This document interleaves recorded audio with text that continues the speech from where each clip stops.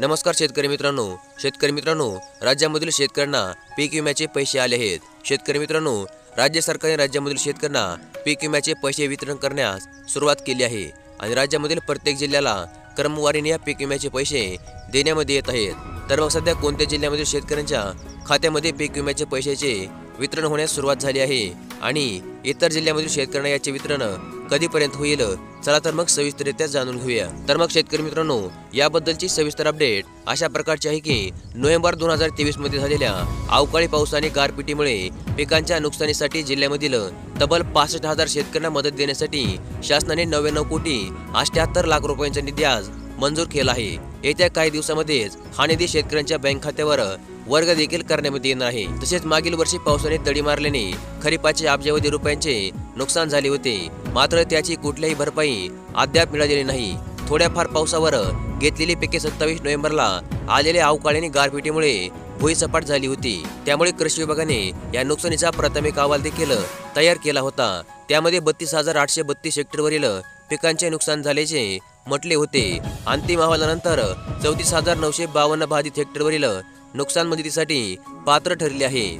सर्वाधिक नुकसान द्राक्ष पंढरीमध्ये झाले। सुमारे 11,597 हेक्टर द्राक्ष बागांचे कोट्यवधी रुपयांचे नुकसान झाले होते, तर 10,500 हेक्टरवरील कांद्याचे देखील त्यावेळेस नुकसान झाले होते। तसेच जिल्ह्यामधील 890 गावातील 67,866 शेतकऱ्यांना अवकाळीचा फटका बसला। यामधील 65,849 बाधित शेतकरी मदतीसाठी पात्र ठरले आहेत।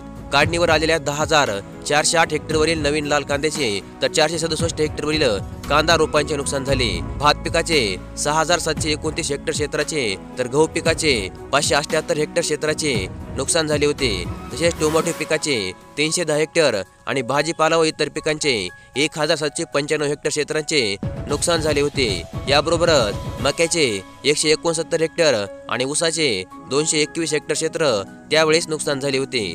34 हेक्टरवरील डाळिंब बागांनाही त्यावेळेस अवकाळीचा फटका बसला होता। तसेच या अवकाळी पावसामुळे नुकसानग्रस्त भागातील विभागाला 144 कोटी रुपयांचा निधी मंजूर करण्यात आला आहे। शासनाने नोव्हेंबरमध्ये नुकसानीसाठी सुधारित दराने 2 ऐवजी 3 हेक्टर पर्यंत मदत दिली आहे। राज्य आपत्ती प्रतिसाद निधीमधून ही मदत वितरित होईल।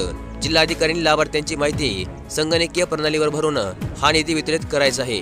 तसेच नैसर्गिक आपत्ती निधीमधून बँकांनी कर्ज खात्यामध्ये किंवा अन्य वसुलीसाठी 1 रुपयाही वसूल करू नये अशा स्पष्ट सूचना देखील देण्यामध्ये आल्या आहेत। आणि या शासन निर्णयानुसार नाशिक विभागासाठी 1,07,491 बाधित शेतकऱ्यांसाठी 144 कोटी 10 लाख रुपयांचा निधी मंजूर झाला आहे। यामध्ये सर्वाधिक निधी नाशिक जिल्ह्यामधील 65,849 शेतकऱ्यांना 99 कोटी 78 लाख रुपयांचा मंजूर झाला आहे। त्याखालोखाल नगर जिल्ह्यामधील 21,683 शेतकऱ्यांना 28 कोटी 37 लाख रुपयांचा निधी देखील या अंतर्गत मिळणार आहे। तर मग शेतकरी मित्रांनो, मागील काही काळामध्ये अतिवृष्टीमुळे बाधित झालेल्या जिल्ह्यामधील सर्व शेतकऱ्यांना आता अतिवृष्टी नुकसान भरपाईचे वितरण करण्यास सुरुवात झाली आहे आणि अशा प्रकारचे एक अत्यंत महत्त्वपूर्ण अशी अपडेट आज आपण या व्हिडिओमध्ये पाहिली।